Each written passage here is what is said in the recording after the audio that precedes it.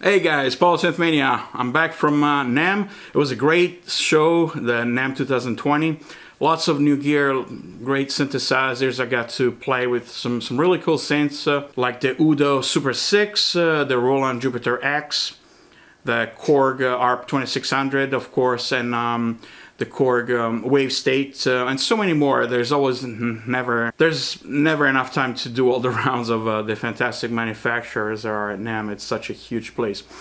But today I'm back in the studio, and today I got an old friend back in the studio, the Roland JP-8000, and this is a really special synth to me.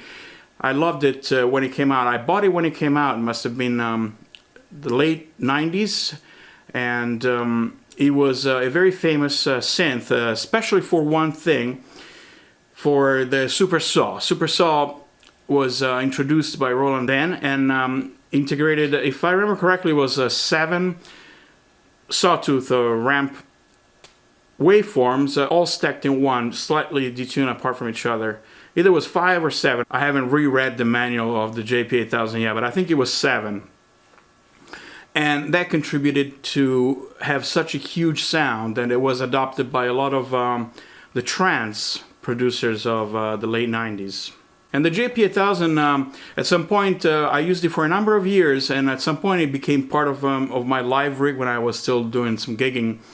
And I remember I was using it with a micro Korg in the early 2000s, and my TR-909 and the TB-303 and some other stuff, effects, and that was my rig. In fact, I have a couple of photos that I found in the archives in my computer that shows my old setup.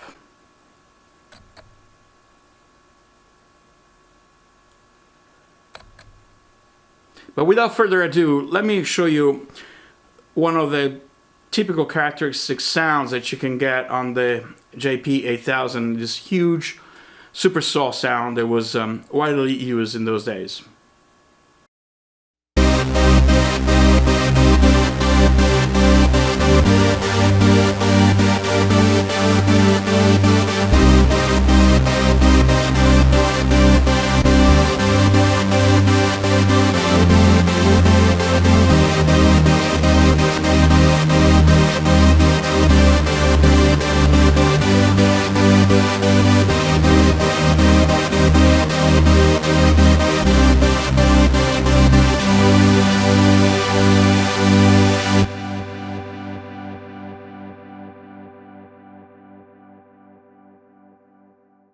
And so tonight I wanted to show a little bit how this synth works, and in particular the super saw. So, and of course, you know, this synth it's a synth. It's one of the first virtual analogs, as I used to call them. Started with Clavia Nord Lead in 1995, and then there was the JP-8000. There was Korg Prophecy. There was the Yamaha AN1X. Of course, the Access Virus and so forth. But this one was particularly famous in the, they used to call it that anthem trance type of sound. And let's see how we can reproduce this sound. So let's go to an empty template. Let's go to an empty template and let's look at the super saw. So this is an empty template.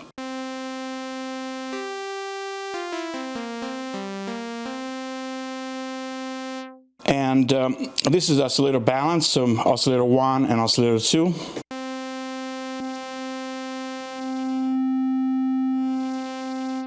So as you can hear on the oscillator 1, there is a super saw here, but it's not tweaked yet.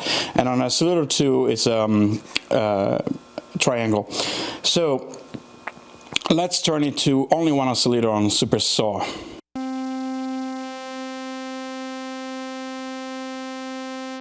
Now it doesn't sound super exciting yet, but if you tweak these two parameters, the detune and the mix of the super saw, you start to get that typical anthem trance sound.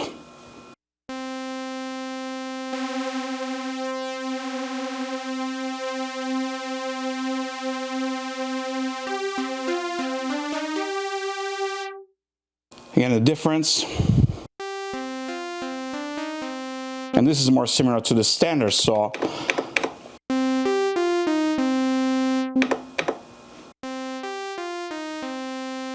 But when you add these two parameters, it becomes huge, 7 detuned sawtooth waveforms.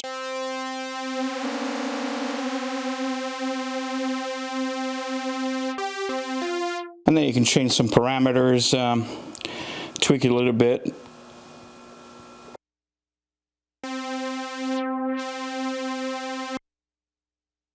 But then the other cool thing, you can add the excellent effects on board. It has a ton of effects, as a chorus, a little like a back style EQ and delay, all independent, so you can add some chorus, some EQ,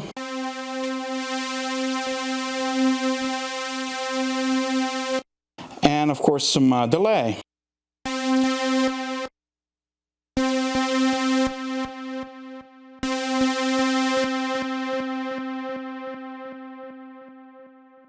And it already sounds huge. You got the typical trance sound.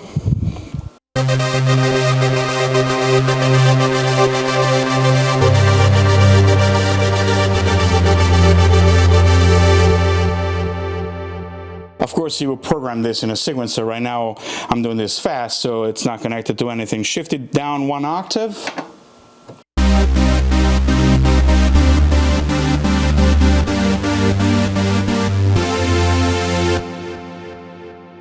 And of course, it's got a wonderful arpeggiator and also RPS, which is, I don't remember what it stands for. It's basically you can record your own pattern on each key. That was a cool feature. I have to reread the manual to figure out how to program it again. But here is the arpeggiator. Let's go down.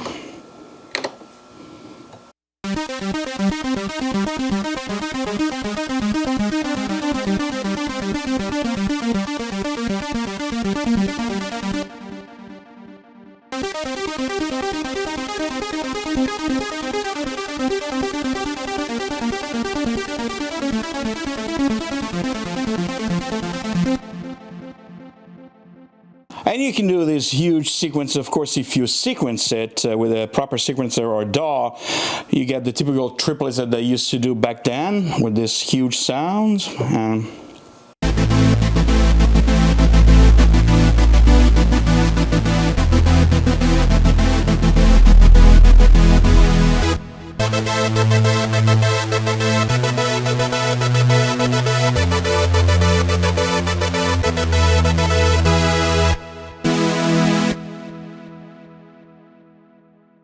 But this is only one oscillator, so we can use 2 oscillators, make it even fatter. So let's go to oscillator 2 and check it out. Let's change the waveform to perhaps pulse, modulated with the pulse width.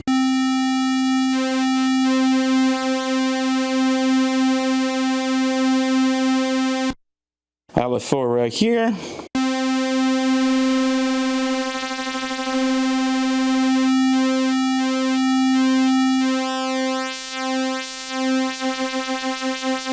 We can bring it down 1 octave.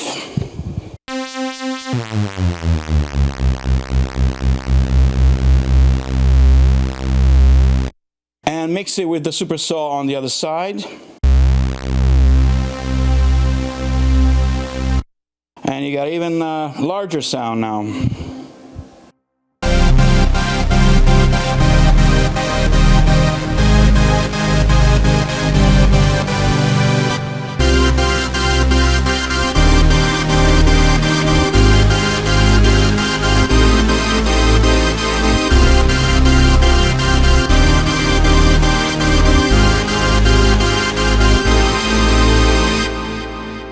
Actually, let's bring the oscillator on B back to the same octave.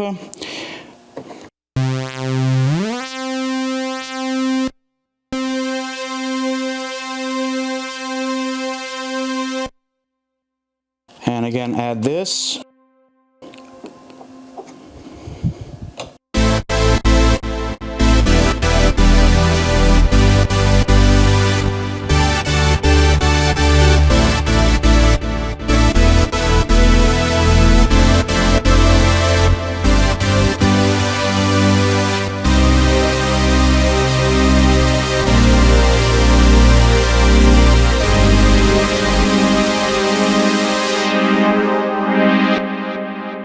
excellent filters as well on the JP-8000, so you can really go crazy with the envelopes if you want to.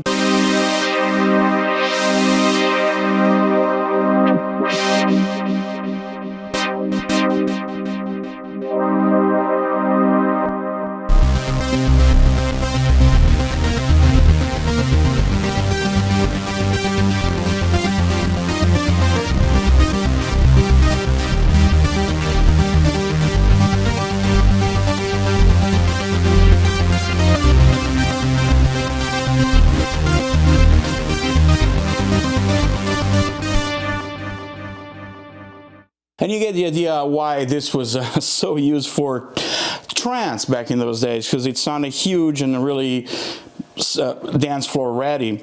And let's try to hook it up to a quick beat. I'm gonna make a quick beat on the sequencer and see what happens.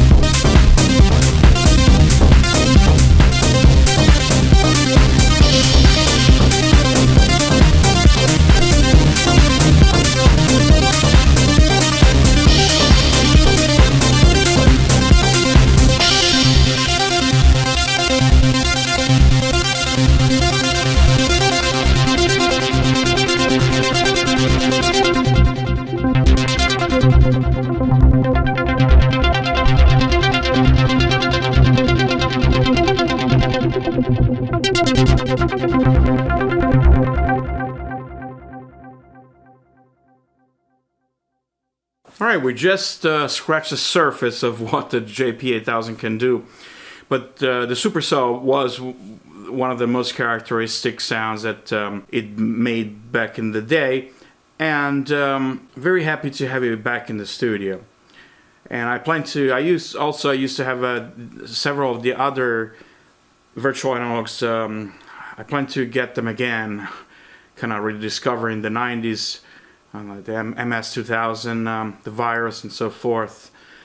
So stay tuned for that. And of course this synth can be used for any other type of analog emulations. After all, it was one of the first, probably the first attempt of reproducing the classic Jupiter sound from Roland. As always, thank you so much for watching.